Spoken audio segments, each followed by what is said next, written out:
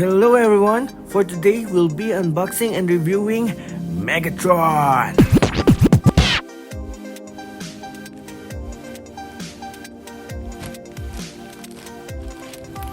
Hello everyone! This is your captain, and for today's episode, we'll be unboxing one of our latest addition to our collection, Shattered Glass Megatron, to pair up with our Shattered Glass Optimus Prime. And here I am, struggling to open this package because of course the camera is on and rolling. Big shout out to JT Express for delivering this package safely, and Hobby Corner PH as always shipping quality products to the customers well packaged and secured. Thank you Hobby Corner PH! By the way, we are not sponsored. Baka naman.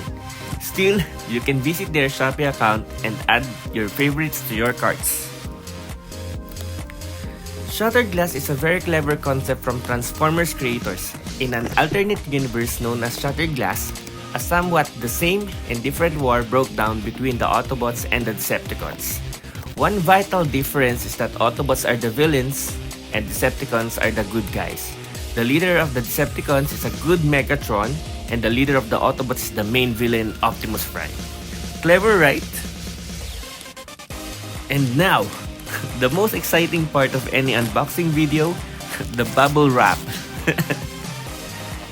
Of course, the figure reveal. And yes, for me, Hasbro and Takara Tomy hit the spot with this awesome packaging. Kudos to the designers behind this packaging, Hasbro and Takara.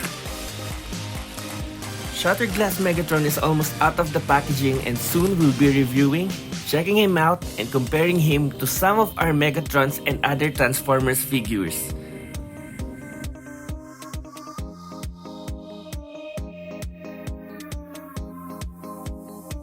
Let's not waste our time and release Shattered Glass Megatron. And of course, I apologize for screwing up opening the box. We had a little debacle with the tips, but all is well in the end.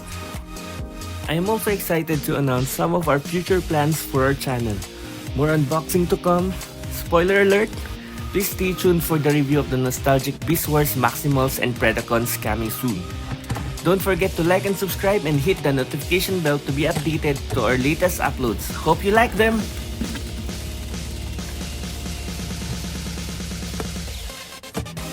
Finally, we can now present to you Shattered Glass Megatron in all his glory. Awesome! First impression, though he has the same exact mold as the Earthrise and Netflix Megatrons, a different coloration and additional accessories gave him the feel of being one of the good guys. Out and about, here is Shattered Glass Megatron ready to defend against the threats of the Autobots.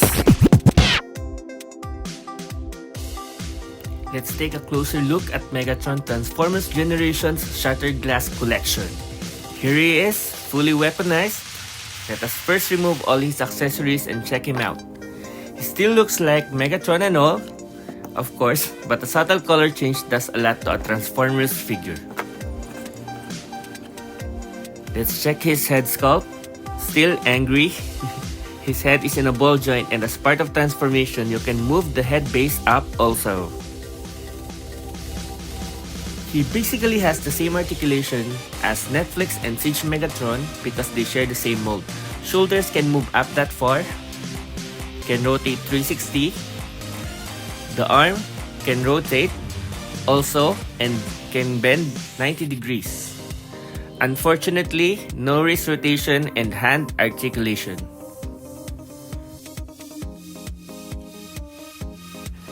The waist can rotate 360. Legs can move that far forward and that far backward.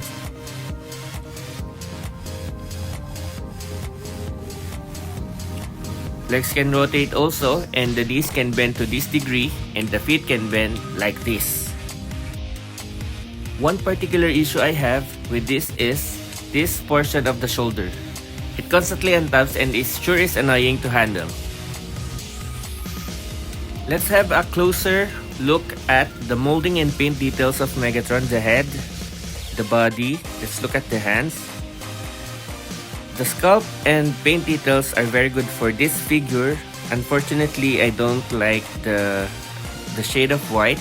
It's more of white color for Megatron. And the quality of the plastic is way different compared to the Netflix Megatron. I like the Netflix Megatron version more.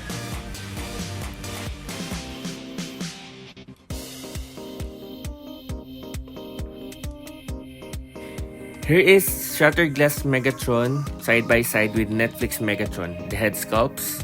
I like the head sculpt of the Netflix Megatron better. The paint details, I like Netflix Megatron also. The quality of plastic. But this Shattered Glass version is not half bad. I just don't like the quality of plastic and the color of white they used for Megatron. For his transformation, since they share the same mold, this Megatron can also transform to his tank mode. Megatron, transform!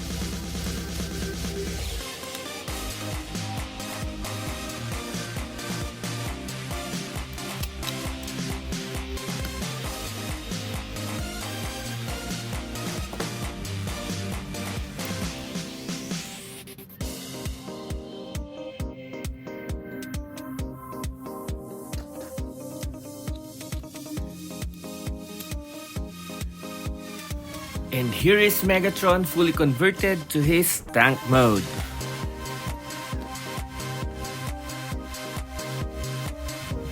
Compared to Netflix Megatron, they have the same look, but the coloration gives an edge to Netflix Megatron since the gray highlights the features of Megatron more. The molding details pop out more in the Netflix version, but of course, since this is not the main mode of Shattered Glass Megatron, he has a plus factor since now he is a triple changer. Let's transform him once more, now to his new mode, exclusive to Shattered Glass Megatron, his Cybertronian Jet Mode.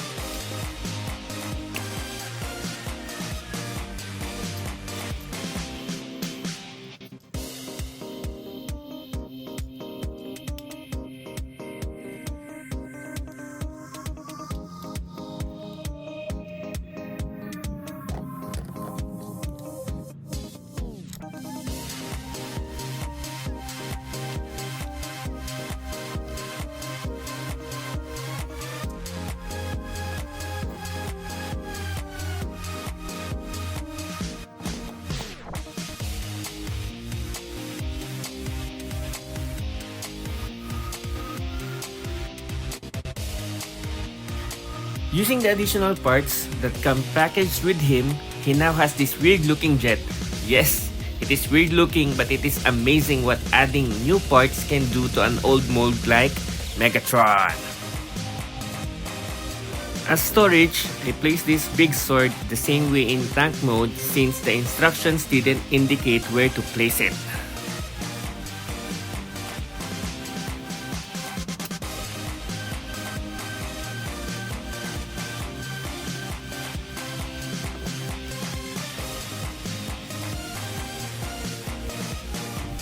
This is Megatron fully converted to his new Cybertronian Jet Mode. In case you're wondering, the same parts can be used for Netflix Megatron, just ignore the obvious color mismatch. Let's give Netflix Megatron his aka third mode.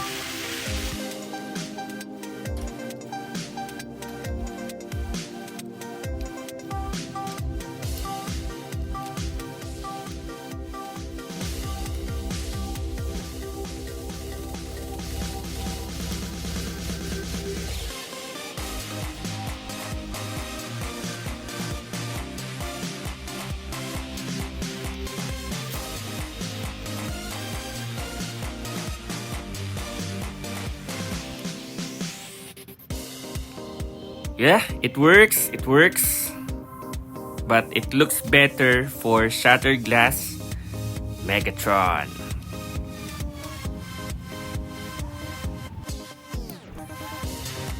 Now it's time to convert him back to his robot mode.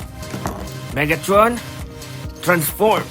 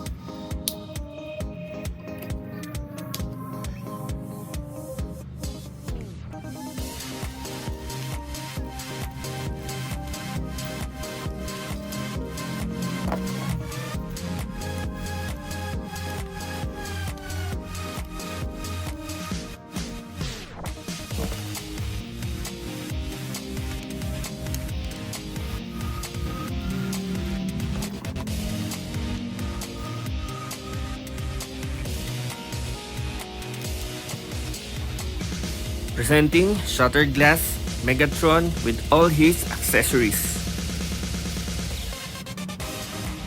Of course, let's look at Netflix Megatron with the accessories for the new Shattered Glass Megatron.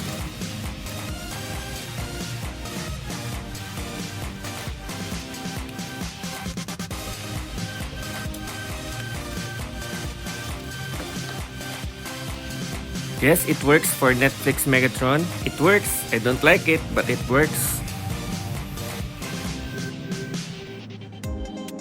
And here's a comparison of both Megatron's accessories.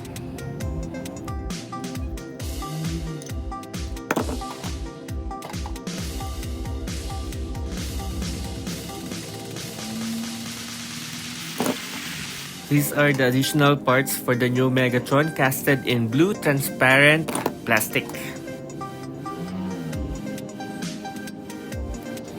Here they are, side by side. Major issue, the shoulder peg comes off way more easily in the Shattered Glass version. The Netflix version has a very superior paint application, but the Shattered Glass is not half bad. Also, I think the plastic used for Shattered Glass appears cheaper and less durable. A terrific addition to our collection, though not on par with Netflix Megatron, still a perfect companion, or should I say opposition, to Shattered Glass Optimus. Here's a closer look to their faces. Clearly, if this is a competition, Netflix Megatron wins by a mile. And that's it for Shattered Glass Megatron. But wait, there's more. As a bonus, here is a throwback review for Titan's Return Megatron and Doomshot. Here is Titan's Return Megatron in all his glory. Let's look at the figure's mold and details, the head, the body, and the ridiculous stickers. Thankfully, most figures nowadays don't have the same stickers.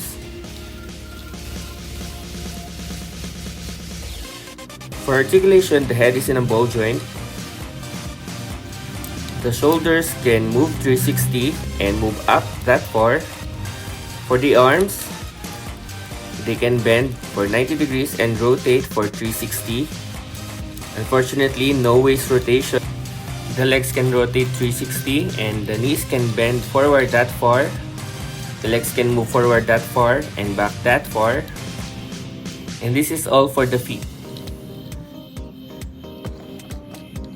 As a special gimmick for Titan's Return figures, you can remove his head and you can transform him to Doomshot. This small figure is Doomshot and you can mount him to different places in Megatron, including his gun. With that out of the way, let's convert Titan's Return Megatron to his tank mode.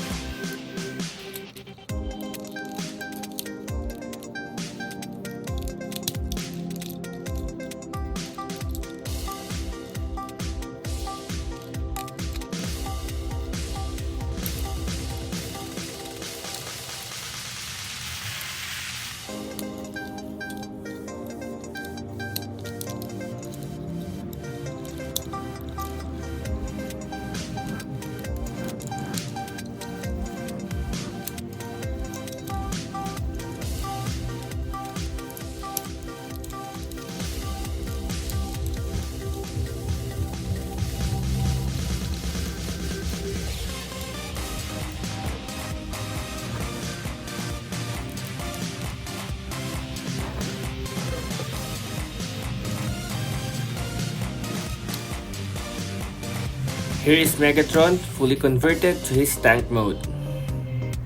And of course, Doomshot can be placed in the tank mode of Megatron, looking as if he's the one firing Megatron's cannon.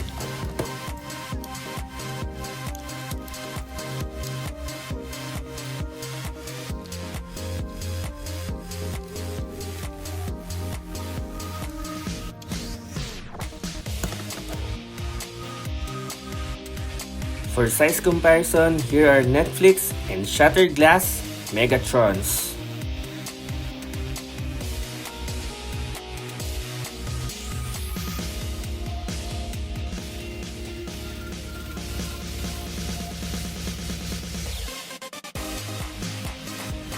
Like Shattered Glass Megatron, this Megatron is a triple changer, and here is the steps for his transformation to his jet mode. Megatron, transform!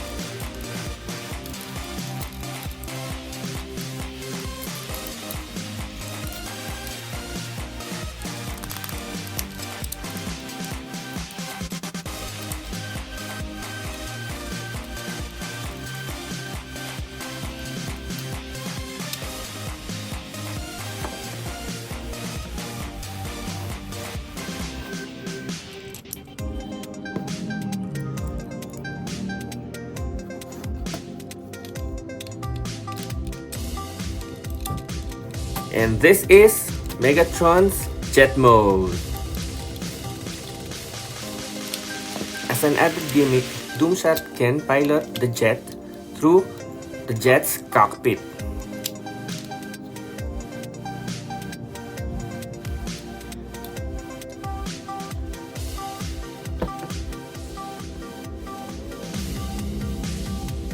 From robot mode to tank mode to jet mode, let's convert him back to his robot mode. Megatron, transform!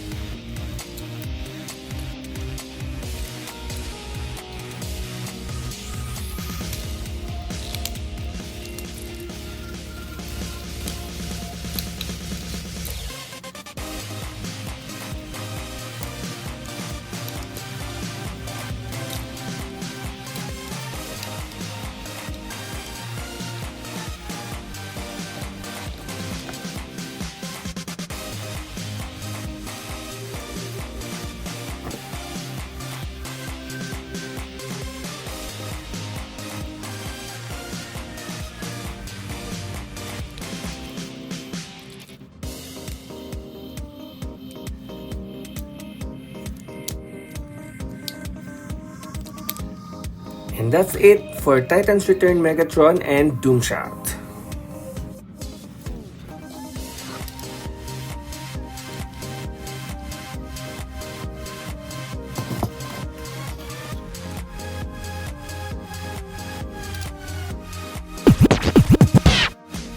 In conclusion, Shattered Glass Megatron, other than the flaws we discussed earlier, is a great figure and an awesome addition to our collection. The added accessories greatly improved him and differentiated the figure from his mold mate, Netflix Megatron, which is still the best Megatron figure we have. Titan's Return Megatron may not be the most accurate representation of Megatron, but he is my first Megatron figure and not a bad figure at that.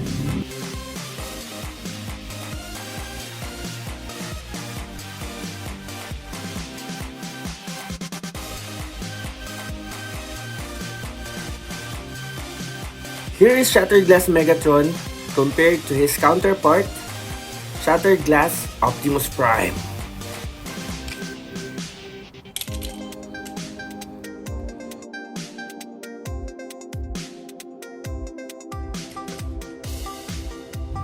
Of course, here are Netflix Megatron and Earthrise Optimus Prime.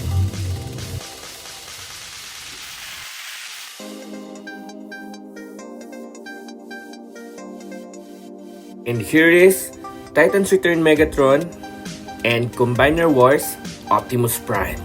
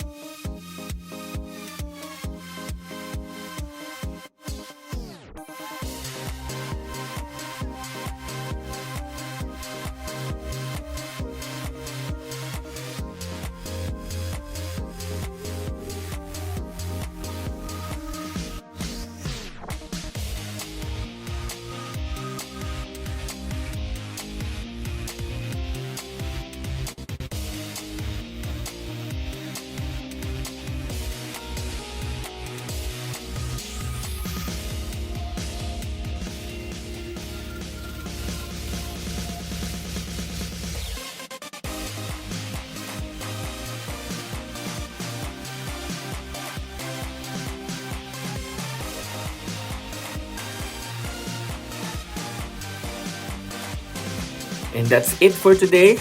This is your captain. Thank you for watching. Bye!